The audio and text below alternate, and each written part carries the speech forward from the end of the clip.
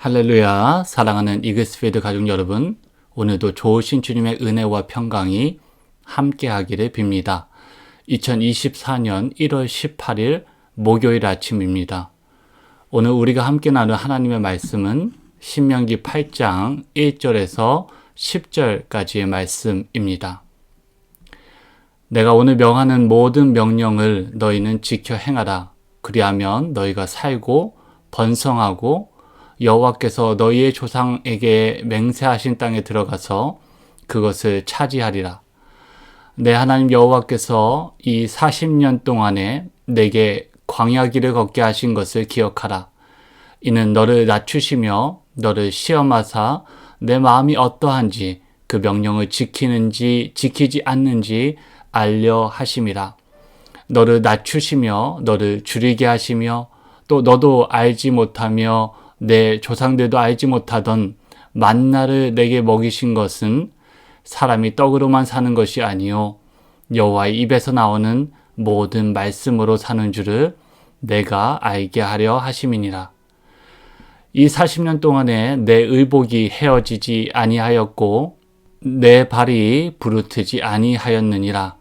너는 사람이 그 아들을 징계함 같이 내 하나님 여호와께서 너를 징계하시는 줄 마음에 생각하고 내 하나님 여호와의 명령을 지켜 그의 길을 따라가며 그를 경외할지니라.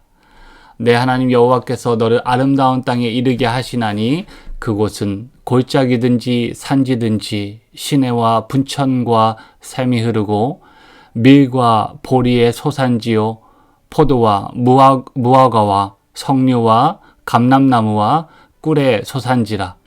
내가 먹을 것에 모자람이 없고 내게 아무 부족함이 없는 땅이며 그 땅의 돌은 철이요 산에서는 동을 캘 것이라. 내가 먹어서 배부르고 내 하나님 여호와께서 옥토를 내게 주셨으므로 말미암아 그를 찬송하리라. 아멘. 역사를 잊은 민족에게는 미래는 없다라는 말을 들어보신 적이 있을 것입니다. 어떤 분이 이 말을 했는지에 대한 의견이 분분하지만 말의 요지는 어렵지 않습니다. 특별히 과거에 겪었던 통한의 역사를 잊지 않고 기억해야 그러한 사건이 현재에 그리고 미래에 반복되지 않을 수 있다는 점을 말해주고 있습니다.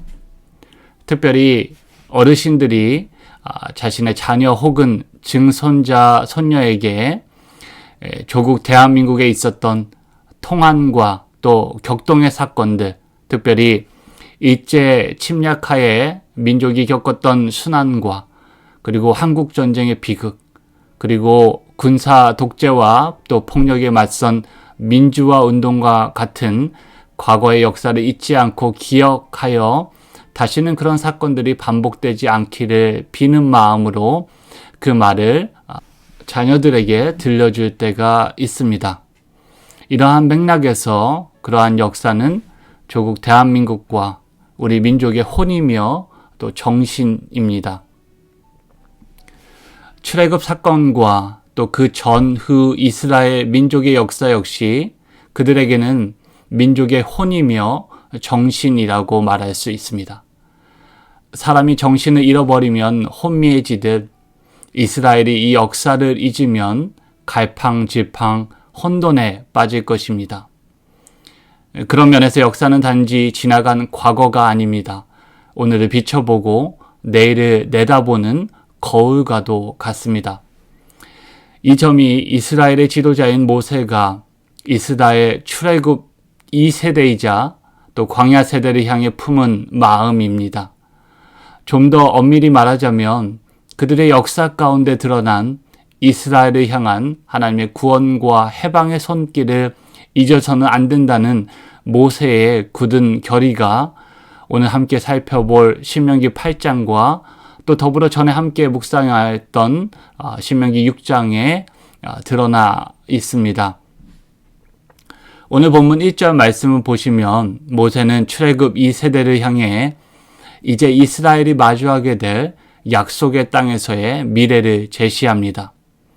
그러면서 2절을 보시면 그들이 광야에서 겪었던 과거의 사건을 상기시켜주며 이스라엘을 향한 하나님의 구원 역사라는 관점에서 새롭게 그 광야 생활을 풀어 해석해주고 있습니다. 그러면서 모세는 2절 중반부에 이렇게 말합니다. 주 당신들의 하나님이 당신들을 어떻게 인도하셨는지를 기억하십시오. 모세는 이스라엘의 40년의 광야 생활을 망각하거나 혹은 그저 그것을 우발적으로 그들에게 일어난 역사적인 사건으로 왜곡하지 말고 이스라엘을 위한 하나님의 역사적 섭리적 사건으로 바라볼 것을 일깨워주고 있는 것입니다. 지난 40년의 광야 생활이 결코 하나님의 징계에 따른 무익한 시간이 아니었고 이스라엘이 가나안에 들어가 하나님의 나라를 건설하기 위한 시험과 연단과 또 준비의 과정이었음을 모세는 이스라엘 백성들에게 이해시키고 있는 것입니다. 그러한 주장의 근거로 모세는 첫째, 하나님이 광야에서 그들에게 내리신 하늘의 떡 만나를 예로 듭니다. 하나님은 출애굽 직후 그들을 극도로 낮추시어 굶주리게도 하셨지만 만나를 그들에게 선물로 주어 그들에게 먹을 것을 공급하셨습니다. 이를 통해 하나님은 이스라엘이 이 사실을 알기 원하셨습니다. 그들을 먹이시고 그들의 생명을 보존하시는 분이 누구이시며 따라서 누구를 의지해야 하는지 마음에 깊이 새기기 원하셨던 것입니다. 이것이 3절에 등장하는 사람이 떡으로만 사는 것이 아니요 여호와의 입에서 나오는 모든 말씀으로 사는 줄을 내가 알게 하려 하심이니라 라는 말의 의미입니다. 여기서 모세는 영과 육의 양식을 이분법적으로 구분하고 비교하여 영의 양식의 가치는 높이고 육의 양식은 상대적으로 덜 가치 있는 것으로 여기려는 의도는 아닙니다. 이스라엘은 스스로 자신의 생명과 삶을 유지하기 위해 만들어내는 그들의 밥상으로만 사는 것이 아닌 하나님이 이스라엘을 위해 예비하시고 제공하신 그 은혜의 밥상으로 살아가는 존재임을 잊지 말라고 이야기하고 있는 것입니다. 예수님이 수천 명의 줄인 이들을 기적적으로 물고기 2마리와 빵 5개로 먹이신데도 또 예수님께서 제자들과 자신이 죽으시기 전에 함께 식사를 하신 것도 그리고 부활 후에 제자들을 찾아와 아침 밥상을 차려주신데도 아마 동일한 이유가 있을 것입니다. 모세는 더불어 40년에 거친 이스라엘의 광야 생활이 하나님의 섭리적인 사건이었음을 두 번째 증거를 들어 설명합니다. 4절 말씀을 보시면 지난 40년 동안 너희 의복이 헤어지지 아니하였고 너희 발이 부르트지 아니하였다라는 사실이 그 증거가 된다는 것입니다. 아마도 이 표현은 문자 그대로 그들의 옷이 40년 동안 항상 새 옷이었고 그들의 발이 전혀 상하지 않았다는 뜻은 아닐 것입니다. 오히려 하나님이 40년 동안 그들에게 얼마나 신실하셨는지 그들에게 만나 외에도 먹을 것 외에도 이스라엘이 입을 것을 또 그들이 신을 것을 지속적으로 공급하셨다라는 사실을 말해주고 있다고 볼 수 있습니다. 결국 광야에서 하나님이 이스라엘과 함께 하셨기 때문에 이스라엘은 먹을 것과 입고 신을 것이 떨어지지 않았던 것입니다. 광야에서 하나님이 이스라엘을 보존하셨기 때문에 그들의 생명이 삶이 파괴되지 않았습니다.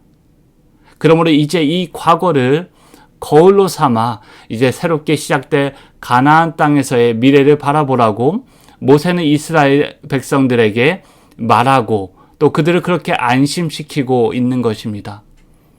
광야에서도 함께 하신 하나님이 그분의 먹이시고 입히시고 지키시는 은혜가 가나안 땅에서도 이어질 것입니다. 이러한 은혜가 모두 가능한 이유는 5절에 나와 있습니다.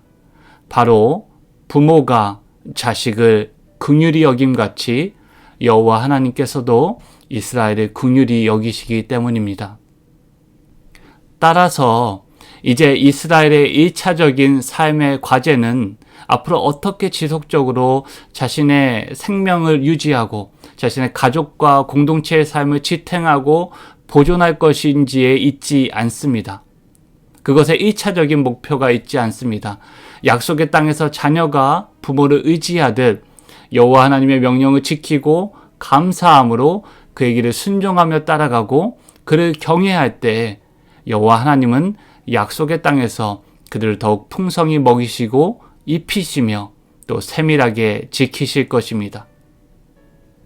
이러한 비전이 오늘 본문 후반부 7절에서 10절에 등장하는 모세를 통해 주신 이스라엘의 미래이자 그들을 향한 하나님의 계획입니다.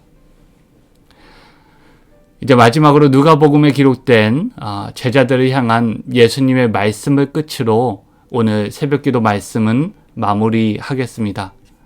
누가복음 12장 22절에서 31절까지의 말씀입니다. 또 제자들에게 이르시되 그러므로 내가 너희에게 이르노니 너희 목숨을 위하여 무엇을 먹을까 몸을 위하여 무엇을 입을까 염려하지 말라. 목숨이 음식보다 중하고 몸이 의복보다 중하니라. 까마귀를 생각하라. 심지도 아니하고 거두지도 아니하며 골방도 없고 창고도 없으되 하나님이 기르시나니 너희는 새보다 얼마나 더 귀하냐. 또 너희 중에 누가 염려함으로 그 키를 한 자라도 더할 수 있느냐. 그런즉 가장 작은 일도 하지 못하면서 어찌 다른 일들을 염려하느냐. 백합화를 생각하여 보라. 실도 만들지 않고 짜지도 아니하느니라. 그러나 내가 너희에게 말하노니 솔로몬의 모든 영광으로도 입은 것이 이 꽃 하나만큼 훌륭하지 못하였느니라. 오늘 있다가 내일 아궁이에 던져지는 들풀도 하나님이 이렇게 입히시거든. 하물며 너희일까 보냐. 믿음이 작은 자들아. 너희는 무엇을 먹을까 무엇을 마실까 하여 구하지 말며 근심하지도 말라. 이 모든 것은 세상 백성들이 구하는 것이라. 너희 아버지께서는 이런 것이 너희에게 있어야 할 것을 아시느니라. 다만 너희는 그의 나라를 구하라. 그리하면 이런 것들을 너희에게 더하시리라. 아멘. 함께 기도하시겠습니다. 하나님 아버지, 자녀된 우리를 긍휼히 여겨주심에 감사드립니다. 부족함이 없는 하나님께서 순전한 사랑으로 우리를 지으시고 부르시고 예수 그리스도를 통해 당신의 자녀로 삼아주신 은혜를 잊지 않고 늘 기억하기를 원합니다. 그 은혜를 거울 삼고 이제 막 열린 하루의 삶도 주님께 감사함으로 순종하며 주님을 의지하며 살아가기를 원하오니 주님 우리에게 새 힘과 지혜를 더하여 주시옵소서. 여호와 이레의 하나님, 기름지고 풍요로운 삶을 살아가는 이들에게는 겸손한 마음과 또 주님께 받은 것을 나누고 누리는 넉넉한 심정을 주시고 또 광야와 같은 삶을 살아가는 지체들과 또 추운 겨울 한파로 생명이 위협받는 이들에게는 먹이시고 입히시고 돌보시는 은혜를 베풀어 주시기를 이 시간 간절히 구하며 선하신 우리 주님 예수 그리스도의 이름으로 기도하옵나이다. 아멘. 함께 나눈 말씀을 기억하시고 기도하시면 좋겠습니다. 오늘도 주님의 은혜를 신뢰하며 하나님의 섭리에 따라 살아가는 복된 하루가 되기를 빕니다.